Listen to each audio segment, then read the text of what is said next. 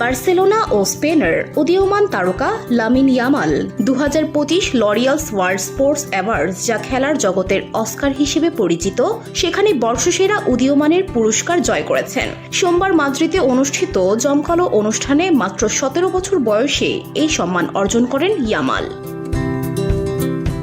এই মৌসুমে বার্সেলোনার সাফল্যে ইয়ামালের অবদান অসামান্য। লা লিগায় তিনি করেছেন 6টি গোল এবং করেছেন 12টি অ্যাসিস্ট। এছাড়া চ্যাম্পিয়ন্স লিগেও করেছেন 3টি গোল। বার্সার হয়ে স্প্যানিশ সুপার কাপ ফাইনালে রিয়াল মাদ্রিদের বিপক্ষে গোল করে শিরোপা জয়ে গুরুত্বপূর্ণ ভূমিকা রাখেন তিনি।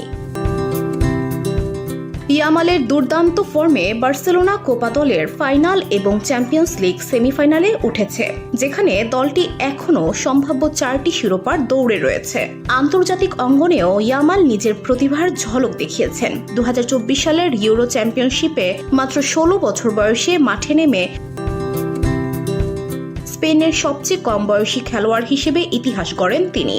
এবং অবাক করা বিষয় হল 17তম জন্মদিনের ঠিক পরদিনই ইউরো চ্যাম্পিয়ন হন তিনি, যা তাকে বিশ্বের ক্রীড়া মঞ্চে অনন্য উচ্চতায় নিয়ে যায়। বর্ষসেরা উদীয়মান তারকার জন্য ইয়ামাল ছাড়াও আরও মনোনয়ন পেয়েছিলেন ট্র্যাক অ্যাথলেট জুলিয়ান অ্যালফ্রেড, সাঁতারু সামার ম্যাকিউন্টস, স্প্রিন্টার লেটসিলে তেবোগো এবং এনবিএ তারকা ভিক্টর ওয়েম্বানিয়ামা। তবে তাদের সবাইকে পেছনে ফেলে ইয়ামালই জয়ী হন।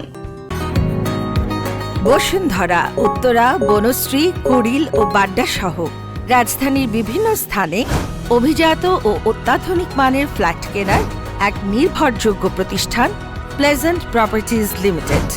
তাই আপনার স্বপ্নের আবাসনের জন্য আজই যোগাযোগ করুন। Pleasant properties limited, where destiny matches eventually. অন্যদিকে রিয়াল মাদ্রিদ পেয়েছে Laureus world team of the year পুরস্কার। গত মৌসুমে তারা জিতেছে রেকর্ড 36তম লা লিগা শিরোপা, 15তম Champions League trophy, European Super Cup এবং প্রথমবারের মতো ফিফা ইন্টারকন্টিনেন্টাল কাপ। এছাড়াও রাফায়েল নাদাল জিতেছেন আইকন পুরস্কার। VOD Bangla news desk.